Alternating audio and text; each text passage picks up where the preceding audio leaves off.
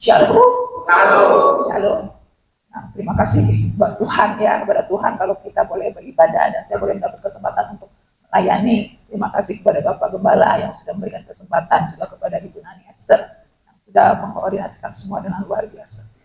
Apa kabar Bapak Ibu sekalian? Luar biasa. Nah, hari ini tema yang diberikan gereja kita untuk minggu ini menjadi perabot yang mulia. Di sini di rumah kita pasti banyak perabotannya.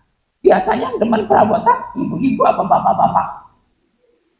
Mau bilang ibu-ibu demen perabotan.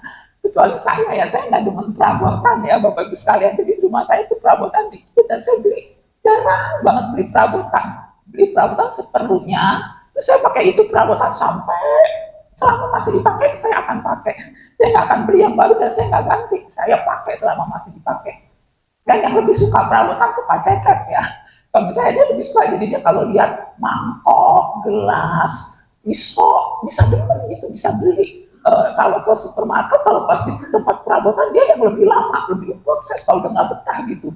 Termasuk kalau ke kebun pala di sini, tahu ya di depan tempatnya Bu Cinta, itu suka ada yang gelar pakai terpal plastik, atasnya banyak tuh, ada ember, tahu nggak? Siapa yang kebun pala yang ada piring, gelas. Kalau ke pasar kebun pala dia bisa. Di tempat kita bisa lihat, dia kan bisa beli ini, beli itu. Terus pernah waktu itu ke supermarket, dia bilang, lucu. Saya ngapain ini lama, lucu, sini lucu. Apa itu? Ini sendok lucu banget, nih sendok. Sendok dia bilang lucu. Saya bilang, apa yang lucu sih? Saya bilang gitu ya, Pak anak kecil gemoy lucu ya, ini sendok dibilang lucu. Hari ini kita mau belajar tentang perabot ya, perabot yang mulia. Kita buka di 2 Timotius 2 ayat yang ke-20. 2 Timotius 2 ayat yang 20 dikatakan, saya tolong dibantu untuk ayatnya 2 Timotius 2 ayat 20 ya. Dikatakan dalam rumah yang besar bukan hanya terdapat perabot dari apa? Emas dan perak, melainkan juga dari kayu dan tanah. Yang pertama dipakai untuk maksud yang mulia dan yang terakhir untuk maksud yang kurang mulia. Nah, jadi di sini ada 2 jenis perabot ya, di PowerPoint-nya ada 2 jenis perabot, ada yang dari apa?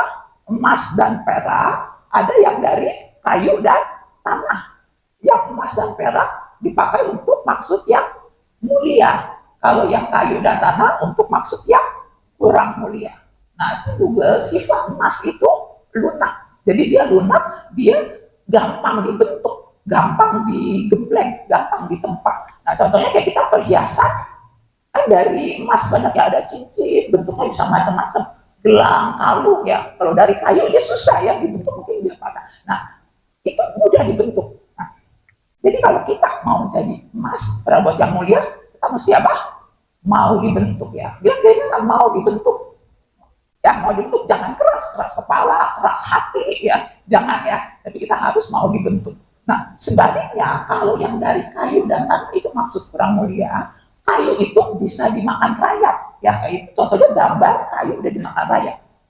Saya pernah waktu itu mau cari satu buku, saya waktu itu mau bersiap untuk pemuda, saya perlu satu buku. Saya ke lemari, ternyata itu ada satu ruang kerja, ada lemari yang banyak bukunya. Waktu saya tarik buku itu, saya udah nggak bisa baca lagi. Kenapa? Udah dimakan rayap, ternyata udah separuh. Waktu saya tarik, udah separuh, udah hilang, udah bolong-bolong, udah kering kayak kerupuk. Jadi dipencet gitu, hancur, udah keroposan gitu sakit. Ini buku langsung, ternyata sebelah-sebelahnya semua udah rayapan semua buku. Ternyata dari depan masih itu, begitu ditarik itu dari rayap semua. Waktu itu saya bongkarin, aduh, saya sampai ya gede juga, tapi ternyata lemarinya udah ikut kena rayap juga. Saya bilang baca, waduh, kalau lemari kita dari emas nggak dirayapin ya, bukunya untung nih. Saya bilang kalau lemarinya dari emas, saya lemarinya dari kayu jadi dirayapin. Nah, di sini kita mau jadi perabot emas apa perabot yang dari kayu? Emas biar nggak dirayapin ya. Kalau kita perabot kayu kan jadi dirayapin. Kita mau jadi perabot yang emas. Nah, sekarang kita mau belajar bagaimana supaya kita bisa menjadi perabot yang mulia yang terbuat dari emas ya. Perabot yang mulia yang terbuat dari emas. Yang pertama di 2 Timotius 2 ayat yang ke-21. 2 Timotius 2 ayat 21 dikatakan, jika seorang menyucikan dirinya dari hal-hal yang jahat, ia akan menjadi perabot rumah untuk maksud yang mulia. Ia dikuduskan, dipandang layak untuk dipakai tuannya, dan disediakan untuk setiap pekerjaan yang mulia. Jadi kalau mau jadi perabot mulia, pertama mesti apa? Menyucikan diri dari hal-hal yang jahat. Nah, menyucikan diri itu kalimat perintah, bentuk perintah artinya membersihkan atau membuang yang jahat. Ya, sederhananya jadi menyucikan diri dari hal-hal jahat, membuang yang jahat, membuang yang gak suci, buang semua yang jahat. Jadi apa yang jahat? Misalnya bohong jahat gak? Jahat, buang. Nipu jahat gak? Jahat, buang. Apalagi kalau kita ngiri, jahat gak? Buang. Benci jahat gak? Buang. Pokoknya semua yang jahat dibuang. Ya, jadi kita mesti membuang yang jahat. Gitu. Dan berikutnya di 2 Timotius 2 ayat 22 dikatakan, jauhilah nafsu orang muda. Jadi menyucikan diri dari hal yang jahat dan jauhi nafsu orang muda. Menjauhi itu artinya melarikan diri. Jadi menghindar, berpaling. Jadi kalau ada yang jahat, ada nafsu orang muda, kita mesti melarikan diri, menghindar, berpaling. Jadi jauhin. Ya. Jadi ada nafsu orang jahat, ada hal-hal yang jahat, nafsu orang muda harus kita jauhi. Ada contoh di ayat di Alkitab 1, anak muda yang dia menjauhi yang jahat. Pasti semua udah tahu siapa? Yusuf ya. Di Kejadian 39 ayat 12. Kejadian 39 ayat 12 dikatakan, lalu perempuannya siapa? Istri Potifar ya, tuannya punya istri, memegang baju Yusuf sambil berkata apa? Marilah tidur dengan aku. Tetapi Yusuf apa? Meninggalkan bajunya di tangan perempuan itu dan lari keluar. Ini contoh perabot mulia, perabot emas. Waktu ada godaan, ada hal yang jahat, diajak untuk melakukan hal yang baik, dia apa? Lari keluar, melarikan diri dari hal-hal yang jahat, dari hawa nafsu orang muda, dia melarikan diri. Nah, ada satu contoh lagi, dia bukan yang melarikan diri menjauh, tapi malah mendekat. Siapa? Kita baca ya di 2 Samuel 11 ayat 2. Nah, bukan menjauh, kali ini malah mendekat. 2 Samuel 11 ayat yang kedua. Dikatakan, Daud ya, sekali peristiwa pada waktu petang ketika Daud bangun dari tempat pembaringannya lalu berjalan-jalan di atas soto istana, tampak kepadanya dari atas soto itu apa? Perempuan yang sedang mandi. Perempuan itu sangat elok rupanya. Nah, si Daud lihat perempuan mandi sangat elok. Nah, apa yang dia lakukan? Kita loncat ke ayat 4. Sesudah itu Daud menyuruh orang apa? Mengambil dia. Perempuan itu datang kepadanya, lalu Daud tidur dia. Nah, kalau ini bukan menjauh, malah apa? Malah mendekat, malah diambil, dipanggil, dibawa ke rumah. Bukannya menjauh, malah mendekat, dideketin. Ada godaan, ini ada nafsu, malah diambil, dideketin. Nah, coba lihat deh, kira-kira yang menjauh atau mendekat kalau ada godaan? Coba kira-kira kita menjauh, kalau ada godaan, menjauh atau mendekat? Bapak-bapak kalau lihat ada cewek cakep, kinclong, bening, nah, tapi udah punya istri, menjauh atau mendekat? Menjauh ya, menjauh dalam mendekat ya, malah udah ada menjauh, saya malah diajak ngobrol dan jangan ya, perlu kemampuan iman, kita menjauh. Nah, sebaliknya juga ibu-ibu kalau udah cowok berondong, kita menjauh atau mendekat? Mendekat. Nah, ada satu teman saya dulu, ini punya teman kerja, dia bilang sama saya gini, Bu, dia bilang, Bu, waktu itu kita ada training, kita panggil pembicara luar, waktu itu Bu, apa? Aduh, itu yang ngomong pada ganteng, ya Bu ganteng, katanya kan saya yang panggil pembicaranya, ganteng loh, ya saya itu nggak tahan kalau dia cowok ganteng, katanya. Bener kamu loh, ya saya kalau dia cowok ganteng, saya nggak tahan Bu, saya mata yang tadi Bu, aduh ganteng banget. Saya lihat biasa aja ngomong, dia boksi loh, Bu, boksi, katanya. Ada yang tahu apa boksi? Botak tapi seksi, katanya. Cowoknya kan botak, palanya berontak, sebabnya boksi banget Bu, botak tapi seksi. Kita hati-hati ya, apalagi kalau tahu kita nggak tahan godaan, jangan malah mendekat, menjauh ya. Ibu-ibu kalau lihat godaan belanja, sales mendekat apa menjauh? Tergantung, kalau ada kebutuhan, ada dana, nggak apa-apa. Tapi kalau pas duitnya lagi ngepas, nggak ada duit, nggak ada perlunya, juga lagi pas-pasan, dan kita tahu orang yang gampang tergoda, jangan mendekat, kita menjauh aja ya. Nah itu yang pertama, kita menyucikan diri, hal yang jahat jadi buang, pokoknya yang jahat buang, dan jauhi, ya nafsu orang muda, hal-hal yang jahat dan jauhi. Nah masuk ke yang kedua, di Kolose 3 ayat 5. Kolose 3 ayat 5 dikatakan, karena itu apa? Matikanlah dalam dirimu segala sesuatu yang duniawi, yaitu percabulan, kenajisan, hawa nafsu, nafsu jahat, dan juga keserakahan yang sama dengan penyembahan berhala. Dan jauhi percabulan, itu yang hal-hal tidak senonoh, hal-hal porno, kenajisan yang kotor, yang jijik, hawa nafsu, semua nafsu yang tidak baik, nafsu marah, nafsu makan, nafsu seks yang berlebihan, yang berjangan. Terus nafsu jahat, hal-hal jahat juga serakah, penyembahan berhala. Berhala itu sesuatu yang kita perlakukan lebih dari Tuhan. Apapun itu, mungkin hobi, kerjaan, kalau lebih dari Tuhan itu jadi berhala, kita harus matikan, harus dibunuh karakter dosa kita, kontra dosa kita mesti dimatikan. Nah kalau tadi menjauh, kalau jauh, udah jauh masih bisa balik gak?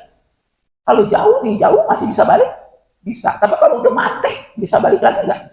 Enggak, jadi mesti sampai matikan semua yang duniawi. Nah, kalau udah mati, di sini siapa yang pernah lihat orang mati? Semua ya, oh Victor pernah lihat orang mati. Nah, kalau orang mati, digodain dia ketawa gak?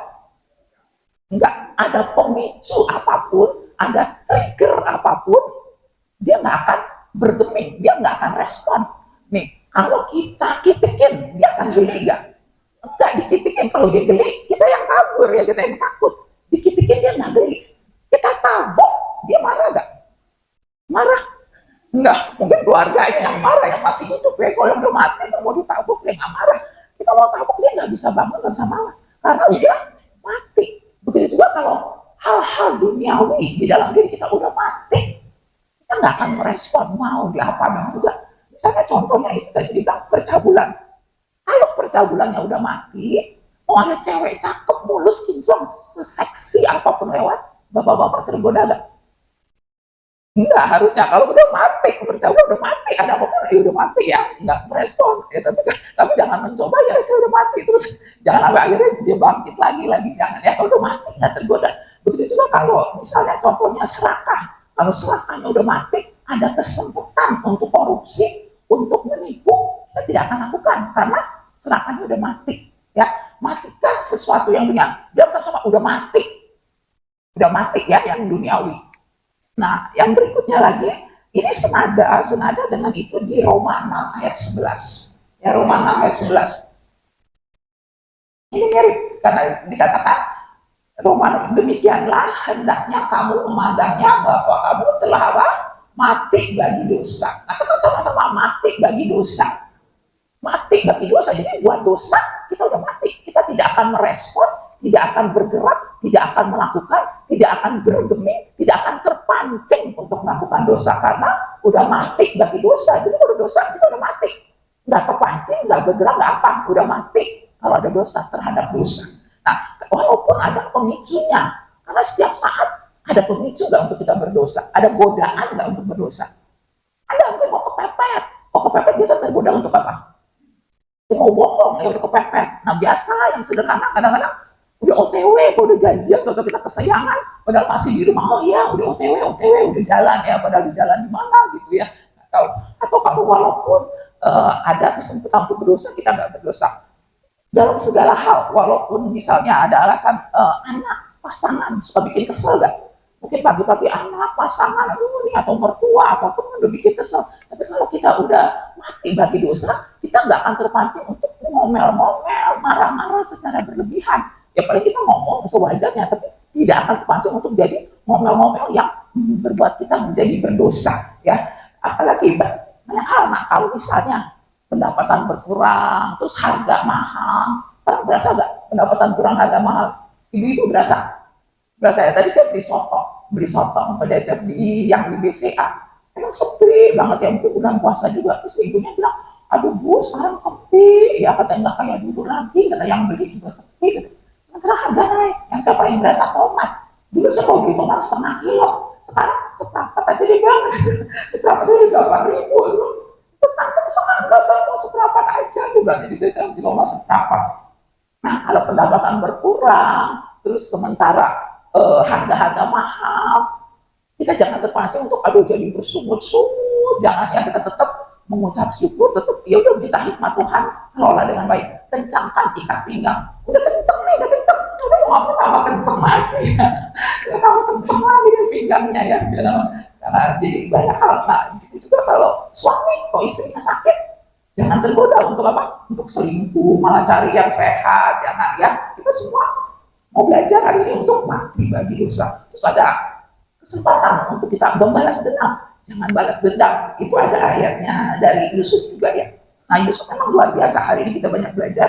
Nih, yang pertama di Kejadian 39 ayat 11. Di Kejadian 39 ayat 11 dikatakan, di akhirnya bahwa seorang pun tidak ada di rumah. Bagian akhir juga seorang pun tidak ada di rumah. Jadi waktu itu Yusuf digoda, nggak ada orang di rumah.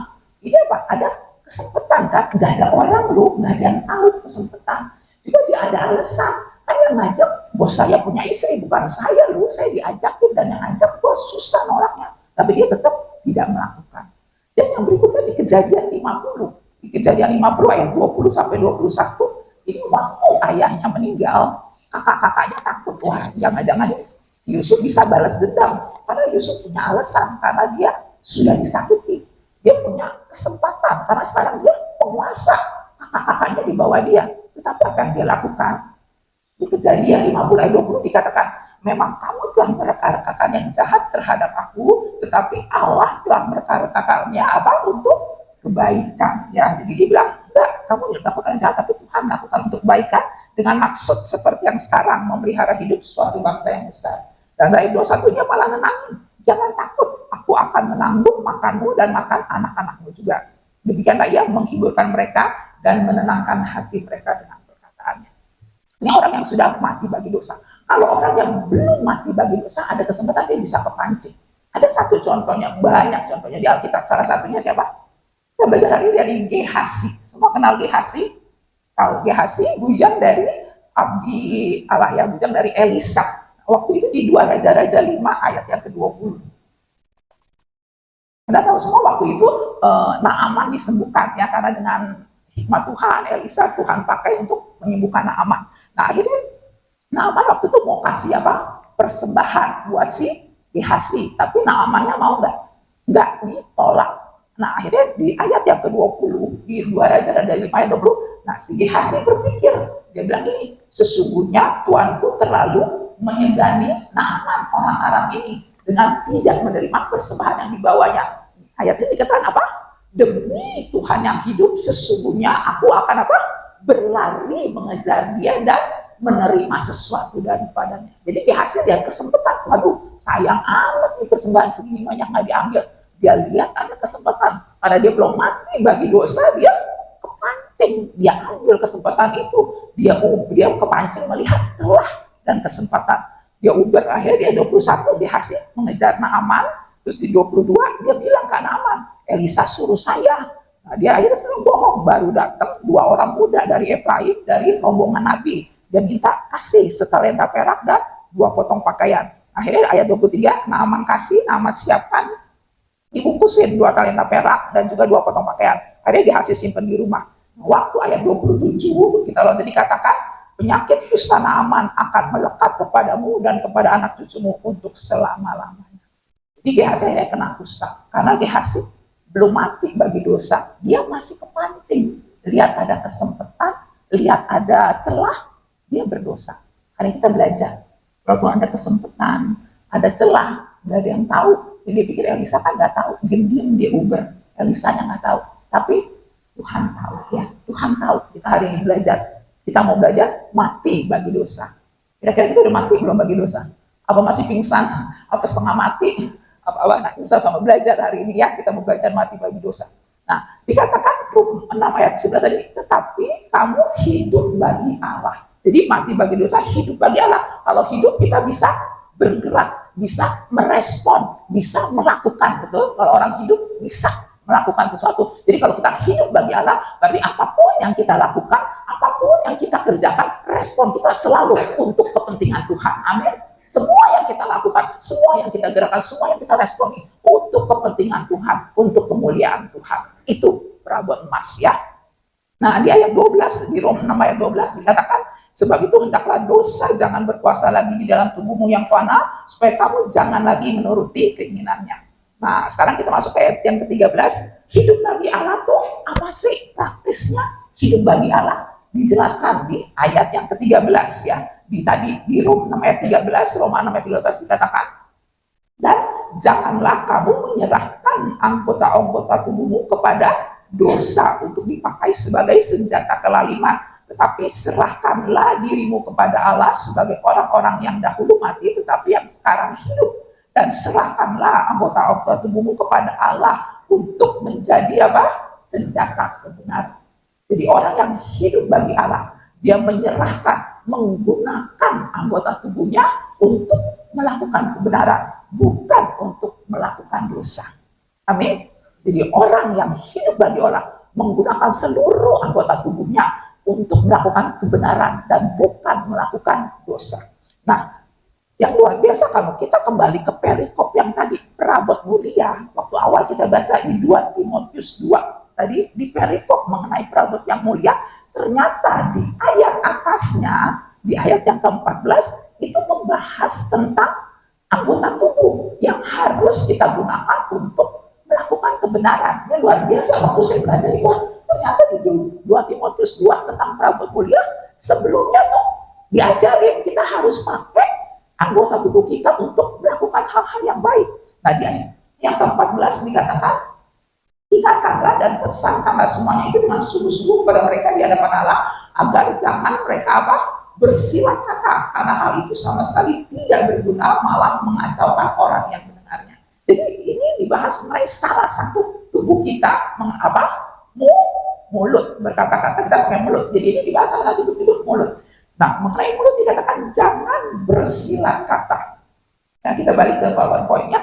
Bersilat kata, tahu silat itu bela diri ya. Bela diri. Kalau orang yang silat itu dia menyerang orang demi mempertahankan diri. Yang kalau silat kan dia menyerang orang lain mempertahankan diri. Kalau orang bersilat kata itu orang yang kalau ngomong maunya menyerang orang tapi mempertahankan diri sendiri. Ya, itu artinya bersilat kata berdalih. Dia memutarbalikkan perkataan. Jadi dia putar balik omongan, dia adu pandai ngomong, dia berdebat, intinya dia pintar ngomong, kalau ngomong nyerang orang, bela diri sendiri, mau menang sendiri. Pernah lihat orang yang kayak begini? Pernah. Tapi apakah kita begini? Semoga enggak ya. Nah, jadi jangan, di sini jangan bersilat kata. Tetapi harus gimana? Mulutnya di ayat yang ke-15. Ayat 15 di yang tadi di 2 Timotius 2 ya, ayat 15 dikatakan di yang bagian akhir, yang berterus terang memberitakan perkataan kebenaran itu. Jadi kita harus ngomongnya perkataan kebenaran. Jadi kalau ngomong yang benar. Jadi kalau perabot mulia, mulutnya mengatakan hal-hal yang mulia ya, yang benar, juga memberitakan perkataan kebenaran, perkataan firman Tuhan, perkataan yang membangun, yang menguatkan, yang memberkati. Jangan perkataan yang melukai, yang nyakitin, yang nyebelin, yang ngeselin, jangan ya. Kita mau ngomong perkataan kebenaran. Dan di ayat yang ke-16 juga dikatakan, hindari omongan yang kosong, yang gak suci, yang hanya menambah kefasikan. Jadi jangan omong kosong. Omong kosong itu kosong, berarti nggak ada isinya ya. Jangan ngomong kosong, cuma ngomongnya aja gede, terus tapi nggak ada isinya. Jangan ngomong yang nggak suci, yang kotor, yang nggak membangun, jangan ya. Nah, bukan hanya mulut, ini salah satu contoh, tapi semua anggota tubuh kita. Mata kita lihat yang benar, telinga dengar yang benar. Kalau yang nggak benar, nggak usah didengerin, nggak usah diperhatikan. Begitu juga tangan, lakukan yang benar. Kalau nulis WA, nulis yang benar ya. Siapa yang suka WA-nya suka ngaco. Ya, WA juga semua kita yang benar. Kita semua anggota tubuh kita untuk melakukan benar. Itu orang yang hidup bagi Allah. Jadi mati bagi dosa, tidak melakukan dosa, hidup bagi Allah. Menggunakan seluruh anggota tubuh kita untuk kebenaran, untuk kemuliaan Allah, bukan untuk melakukan dosa. Bisa dimengerti? Masih mengikuti? Ya. Sekarang kita sampai yang terakhir. Slide yang terakhir. Ada satu tokoh di Alkitab yang dia bilang dia muncul seperti emas. Itu Ayub ya. Di Ayub 23 ayat 10 dikatakan, Ayub 23 ayat 10, karena ia tahu jalan hidupku. Seandainya ia memuji aku akan timbul seperti emas. Ayub bilang, kalau aku diuji, aku akan muncul seperti emas. Nah, apa yang dia ujian Ayub apa aja? Kita tahu ya, di Ayub 1 tuh, Ayub mengalami kehilangan harta milik ya, dari lembu, sapi, keledai betina, kambing, domba, penjaga-penjaganya, untanya semua hilang ya di Ayub 1. Terus yang kedua, Ayub kehilangan orang-orang yang dia kasihi. Anaknya berapa yang hilang? 10, mati semua sekaligus ya. Punya anak 10 mati, satu aja orang terkumpul, terus 10 mati semua Ayub. Terus Ayub juga mengalami masalah dengan kesehatannya. Dia dikatakan kena bara yang busuk. Ini semua ada di Ayub ya. Mungkin Bapak Ibu pasti tahu dia kena bara yang busuk itu bengkak beranak karena infeksi. Dari telapak kaki sampai batu kepalanya. Sampai dia ambil beling buat garuk badannya. Dan juga Ayub akhirnya kehilangan penghargaan, penghormatan, dan dukungan dari istrinya. Ya istrinya malah, Tuhan mas tapi itu Tuhan suruh udah mati aja deh. Malah disumpahin ya. Itu istrinya. Dan juga Ayub di Ayub 4 dikatakan Elifas temannya negor dia, dan di Ayub 6 Ayub kecewa sama temannya. Itu ujian yang Ayub alami. Tapi gimana respon Ayub sehingga dia bisa bilang, waktu aku diuji, aku akan timbul seperti emas. Di sini mau timbul seperti emas. Nah, kita belajar dari Ayub yang pertama di Ayub 1 ayat yang ke-22. Ayub 1 ayat 22 dikatakan, dalam kesemuanya itu Ayub tidak berbuat dosa. Berarti dia sudah mati bagi dosa. Ini cocok ya sama tadi yang mengenai di 2 Timotius. Dia bilang dia jadi emas itu salah satunya mesti mati bagi dosa. Ini Ayub bilang Ayub tidak berbuat dosa. Walaupun ada pemicunya, dia kehilangan segalanya. Dia kehilangan anak, kehilangan harta benda, istrinya nggak mendukung. Tapi dia tidak berbuat dosa. Ayub sudah mati bagi dosa. Dan tidak menuduh Allah berbuat yang kurang patut, nggak nyalain Allah. Biasanya kalau nuduh orang pakai apa? Kalau menuduh pakai mulut ya, pakai omongan kan halus sih, gara-gara lu nih, gue begini, gara-gara lu. Tapi dia nggak menuduh Allah, nggak nyalain Allah. Itu dia tidak berdosa dengan mulutnya. Itu senada dengan di Ayub yang berikutnya di Ayub 2 ayat 10. Ayub 2 ayat 10 dikatakan, tetapi jawab Ayub kepada istrinya, engkau berbicara seperti perempuan gila. Apakah kita mau menerima yang baik dari Allah tetapi tidak mau menerima yang buruk? Nah, ini perhatikan, dalam kesemuanya itu Ayub tidak berbuat dosa dengan bibirnya. Ya, jadi cocok Ayub menggunakan tubuhnya, mulutnya untuk kebenaran. Dia tidak berdosa dengan mulutnya. Dia tidak melakukan mulutnya untuk melakukan dosa. Walaupun ujiannya sedemikian berat, dia tetap tidak berbuat dosa dengan mulutnya. Kadang-kadang juga tidak menyalahkan Tuhan, karena orang sifatnya mudah menyalahkan. Benar, dari awal waktu manusia pertama aja, waktu Adam jatuh ke dalam dosa, waktu Tuhan tanya, dia nyalain siapa? Nyalain Hawa dan Tuhan. Dia bilang, karena perempuan yang kau tempatkan. Padahal dia nyalain Hawa, perempuan yang kau tempatkan, termasuk Tuhan yang nempatin dia salah itu. Waktu Hawa ditanya, dia nyalain ular. Ya, dia bilang ular yang membuat dia. Manusia kadang-kadang dengan menyalahkan. Hari ini kita mau belajar, kalau ada masalah apapun yang kita hadapi, kita jangan menyalahkan ya. Kita belajar sama-sama tidak berbuat dosa dan tidak menyalahkan ya. Nah, yang ketiga sih Ayub punya respon di Ayub 23 ayat 11. Ayub 23 ayat 11. Dikatakan Ayub 23 ayat 11, kakiku tetap mengikuti jejakmu, aku menuruti jalannya dan tidak menyimpang. Dia nurut aja. Waktu itu saya sampaikan di BBI itu enggak nyimpang. Dia bilang aku nggak nyimpang, aku tetap ngikutin Tuhan, aku tetap ngikutin jalannya dan aku tidak menyimpang. Dia tetap nurut aja. Ini sifat emas, nurut, mudah dibentuk. Waktu diproses dia nurut aja, mudah dibentuk, mudah tidak keras kepala, tidak keras hati, tidak marah, tapi dia nurut aja. Di sini udah pernah nurut kita. Suka nurut atau masih suka berontak? Kita belajar ya supaya kita nurut aja di tengah masalah, di tengah apapun yang kita hadapi. Kita mau bilang seperti Ayub, Tuhan, aku tetap mengikuti jejak Tuhan, aku tetap nurut jalan Tuhan, dan saya tidak akan menyimpang, saya tetap nurut sama Tuhan, apapun yang terjadi. Itu emas, ya, perabot emas, seperti itu. Nah, sebagai ayat yang terakhir, kenapa Ayub bisa nggak berbuat dosa, dia tetap nurut? Rahasianya sebagai ayat terakhir di Ayub 1 ayat yang ke-21. Boleh deh kita baca sama-sama Ayub 1 ayat 21, ya, ayat terakhir kita baca sama-sama. 1, 2, 3. Katanya apa? Dengan telanjang aku keluar dari kandungan ibuku, dengan telanjang juga aku akan kembali ke dalamnya. Tuhan yang memberi, Tuhan yang mengambil, terpujilah nama Tuhan. Jadi Ayub waktu kehilangan dia tetap tidak berusaha, karena dia bilang, waktu aku datang aku telanjang. Waktu lagi di sini ada yang dipakai baju, ada, keluar semua telanjang. Kalau satu kali kita pulang, kita semua pasti pulang, amin. Nah, waktu pulang juga aku akan telanjang. Nah, kalau baju karena dipakai orang, betul. Kalau nggak ada yang pakai baju, kita nggak bisa pakai baju sendiri, ya. Soalnya karena ada yang pakai, jadi kita tetap pakai baju. Tapi ya, dia bilang, waktu aku lahir, aku keluar dari kandungan aku telanjang. Aku juga akan pulang telanjang. Tuhan yang memberi, Tuhan yang mengambil. Jadi semua yang kita punya milik Tuhan. Ayub tidak terikat dengan apa yang dia punya. Ayub tidak terikat dengan dunia ini. Jadi waktu semua diambil, dia bilang, Tuhan yang kasih, Tuhan yang ambil. Aku datang telanjang, aku pulang telanjang. Dia tidak terikat dengan semua kekayaan yang dia miliki. Dia tidak terikat dengan materi, dengan dunia ini. Dia terikat. Sehingga waktu dia mengalami ujian, dia timbul seperti emas. Dia tidak berdosa dan dia tetap taat kepada Tuhan. Amin. Jadi siapa yang mau jadi emas?